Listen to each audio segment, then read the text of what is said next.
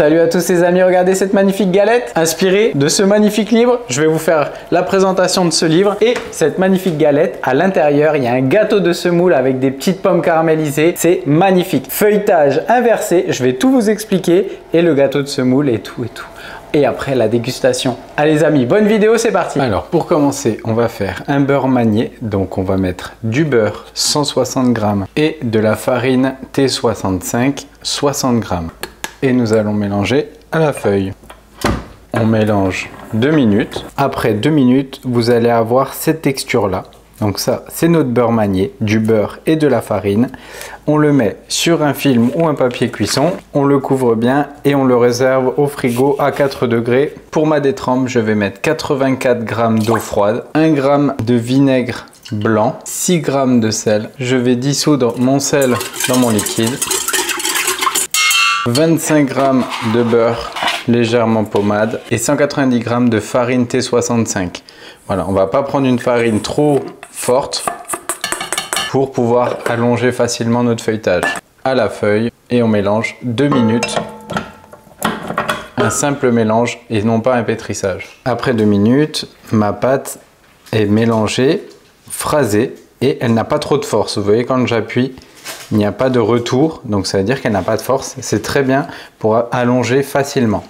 Et à ce moment-là, je vais faire un petit rectangle. Pour l'instant, je ne m'occupe pas trop de la taille. Je vais couvrir et je vais placer au moins 1 heure au réfrigérateur. Après, je peux allonger. Si je veux, je peux faire jour 1 et travailler ma pâte le jour 2.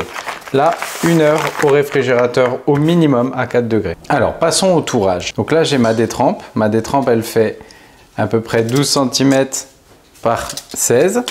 Et ma détrempe, elle va venir dans mon beurre. Le beurre, je l'ai étalé à peu près 3 mm. Et ma taille de beurre pour cette recette, c'est 24 par 16. Donc, à contrario du feuilletage habituel, là, c'est ma détrempe qui va rentrer dans le beurre. Donc, c'est pour ça qu'il faut être précis. Je mets ma pâte et je vais mettre mon beurre autour. Voilà, donc j'ai bien ma couche de beurre maniée, ma couche de pâte et ma couche de beurre maniée. Et à ce moment-là, je vais fariner assez généreusement parce que ça risque de coller sur mon plan de travail et je vais abaisser à peu près à 6 mm. Moi, je me sers d'un rouleau à nougatine, un rouleau assez épais. Si vous voulez, vous retrouvez le lien sous la vidéo. C'est un rouleau dur que je me sers pour mes viennoiseries qui fait 2,3 kg. Et des petites réglettes. Vous pouvez retrouver tous les détails dans cette vidéo où j'expliquais comment faire un feuilletage parfait.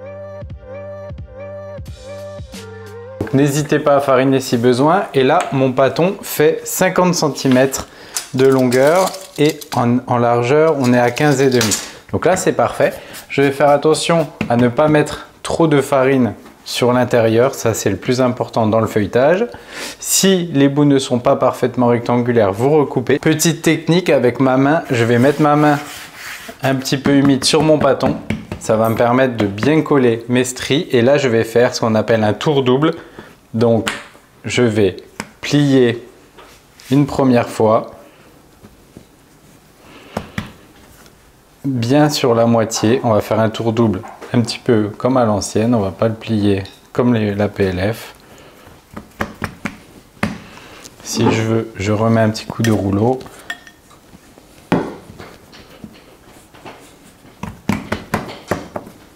Et je replie. Ce qui me donne un premier tourage, un tour double. Je vais bien le couvrir. À ce moment-là, entre les tours, on va faire 3 fois cette étape.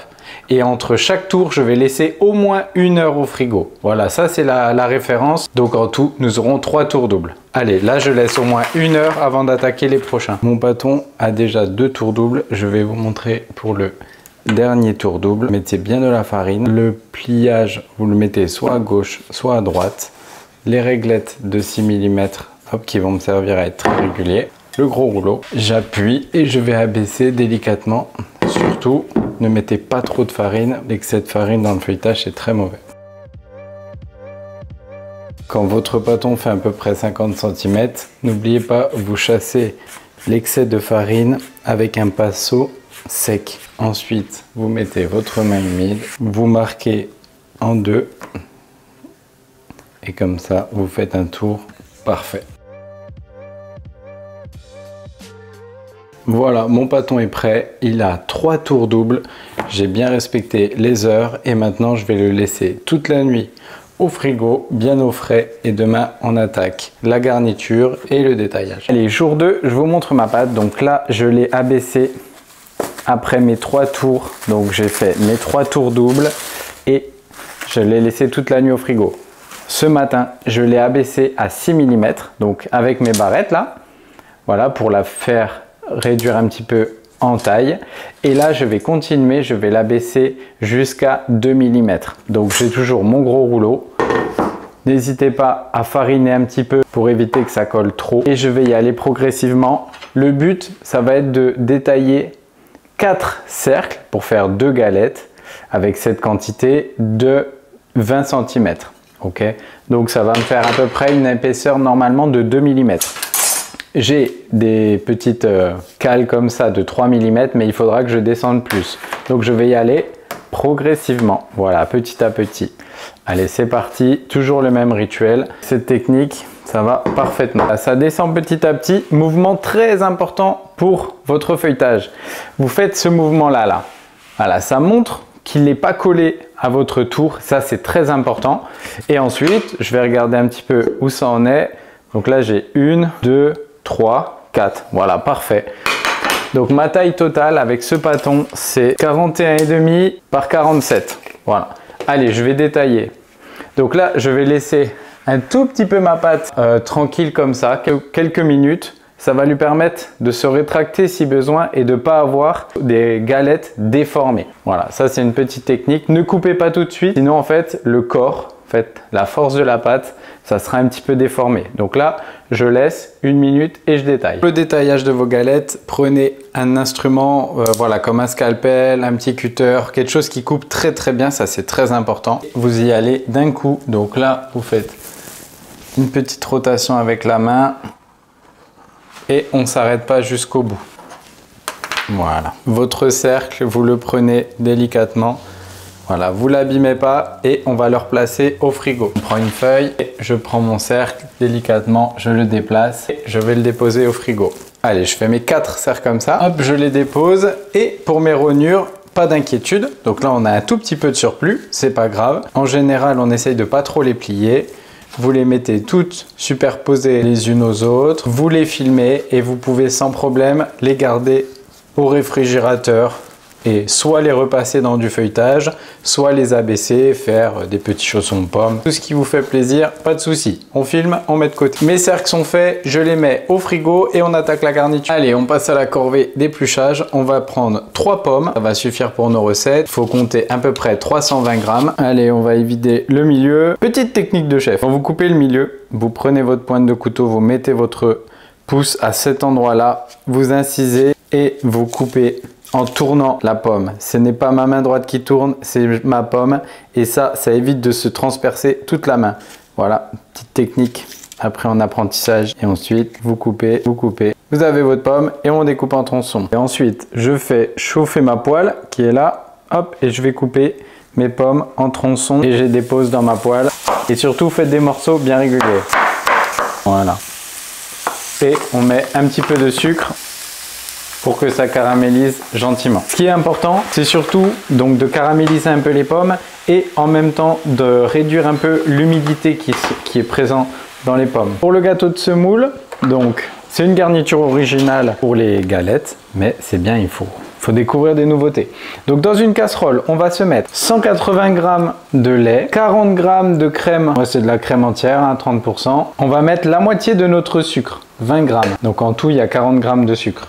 Et on va porter à ébullition. C'est ma première, les amis. J'en ai jamais fait. Allez, c'est parti. Alors, normalement, il faudrait des gousses de vanille, mais j'en ai pas. Du coup, je vais mettre de la vanille. Je vais en mettre un tout petit peu. C'est de l'essence de vanille. On va m'infuser un petit peu ma crème. Et en attendant, je vais mélanger 30 g d'œufs et mes 20 g de sucre restant. Je mélange bien. Je fais blanchir. Alors, dès que ça bout, on va ajouter 30 g de semoule fine et on va faire bouillir. On va laisser cuire pendant 3 minutes. On se met bien un petit chrono, tout est pesé Tout est chronométré. Allez, 3 minutes. Et je pense qu'on va mélanger gentiment en même temps. Et on laisse bien bouillir surtout. Alors là, ça a un petit peu épaissi au bout de 3 minutes. Donc j'arrête. Je vais suivre exactement la recette. Et je vais verser sur mon œuf, mes 30 grammes et mon sucre. Et je vais laisser refroidir. Allez, on passe à la garniture. Donc j'ai préparé 2 papiers cuisson ronds. En fait, ça c'est la taille de ma galette. Et donc je vais pocher ma garniture un tout petit peu sur le milieu. Donc je l'ai mis dans une petite poche. J'ai même pas mis de douille. J'ai fermé parce que je la trouvais un petit peu liquide. Mais je pense que ça va durcir parce qu'il va falloir la placer au congélateur. On va se tirer. Hop, je vais faire 2 garnitures comme ça. Donc c'est à peu près 16 cm. Surtout, je vais pas jusqu'au bout tout simplement parce que je vais devoir souder ma galette. Voilà, normalement les proportions sont bonnes. Et ensuite, je vais placer mes pommes petit à petit. Hop, je fais pareil sur l'autre. Donc j'aurais pu recouper pour avoir vraiment toutes les pommes pareilles. Mais à l'intérieur, ce qui compte surtout, c'est vraiment l'épaisseur des pommes, qu'elles soient régulières pour une bonne cuisson. Et donc ça, c'est pour mes inserts. Si vous voulez, vous pouvez placer la fève de votre choix. Moi, je vais mettre une petite pièce dans la longueur et comme ça, ma garniture est prête et je vais la placer au congélateur. Pour la préparation de ma dorure, donc je vais mettre 50 g de jaune, 25 g de crème. Voilà pour le ratio à peu près. Ça, c'est une dorure que j'ai pas l'habitude d'utiliser, mais qui va être très riche. Parfaite pour la galette. Une fois que c'est mélangé, je réserve au réfrigérateur. Pour le montage, c'est parti. Je vais me prendre mon petit disque de pâte. Je vais mettre de l'eau au pinceau. Je vais prendre mon disque de pomme qui est au congèle depuis 1 heure. Hop, avec ma fève. Et je vais le placer bien au milieu. Je prends un disque, je le recouvre. Si j'ai bien découpé et que j'ai bien laissé la détente, c'est parfait. Ça ne va pas trop rétracter normalement. Je vais appuyer délicatement pour souder mes 2 abesses. Et très important, ma galette, je vais la retourner pour la placer sur ma plaque. Donc là, elle a la tête à l'envers. Voilà pour la petite astuce. Moi, je suis exactement ce qu'il y a noté dans le livre. Et je vais dorer une première fois, généreusement. Une dorure qui est assez riche, assez épaisse. Donc à ce moment-là, on nous conseille de la placer 12 heures au réfrigérateur pour créer une genre de petite pellicule. Et ensuite, on va redorer. Moi, je vais la laisser 1 heure simplement. Le temps d'un petit tour et dans 1 heure, je vais mettre la 2e couche de dorure et on scarifie. Allez, 1 heure au froid, mais normalement, c'est 12 heures. Donc là, ça fait 1 heure et demie. Ça a fait une petite croûte, mais il faudrait laisser encore plus longtemps. Je vais repasser une 2e couche de dorure. J'ai préchauffé mon four à 170 degrés, chaleur ventilée, chaleur au bas plus ventilée. Je vais prendre un couteau bien pointu. Okay, on peut prendre une lame de rasoir, certains prennent, mais je trouve ça un petit peu trop coupant. Et on va définir le milieu de notre galette et après en fonction, soit vous utilisez un cercle pour être très régulier, soit vous le faites à la main, c'est comme vous voulez. Vous pouvez faire soit des rectangles, soit des feuilles, vous pouvez tout faire. Moi je vais la faire classique en arrondi. Et petite technique, je vais faire tourner ma plaque et non pas mon mouvement de couteau. Voilà. Et ensuite, je vais percer la première partie de ma galette. Je vais faire des petites cheminées, voilà, pour laisser s'échapper l'humidité des pommes. Tout est fait. Allez, on va passer à la cuisson. 40 minutes, 170 degrés. C'est parti, on va suivre ça. Et pour terminer ma préparation, j'ai mis 60 g de sucre et 40 g d'eau. Hop, je vais les faire bouillir pour faire mon sirop. Pour les 5 dernières minutes de la cuisson, j'ai mis un petit papier cuisson justement là, de 35 à 40 minutes pour que ça soit parfait. Alors le temps de la cuisson, je vais quand même vous montrer ce magnifique ouvrage. Donc Leçon en parappa viennoiserie de Cyril Vanderswift, donc meilleur ouvrier de France, qui a fait une méga bible. Donc ça fait 400 pages, il est magnifique, c'est un magnifique ouvrage. Vous pouvez retrouver le lien sous la vidéo. Donc voilà, ça c'est la petite recette de galette, mais il y a énormément de recettes en pas à pas. Vous connaissez sur la chaîne, très bien expliqué. Donc vraiment, à ne pas passer à côté, un magnifique ouvrage. Allez, on sort la galette du four, c'est parti. Allez, au bout de 40 minutes, ma cuisson est finie. Donc ça a bien coloré. J'ai préparé mon petit sirop à l'instant. Encore tout chaud. Je vais siroper ma petite galette. Encore chaude, comme ça le sirop ne collera pas aux doigts. Allez, on laisse refroidir et on passe à la dégustation. Allez, passons aux choses sérieuses. La dégustation.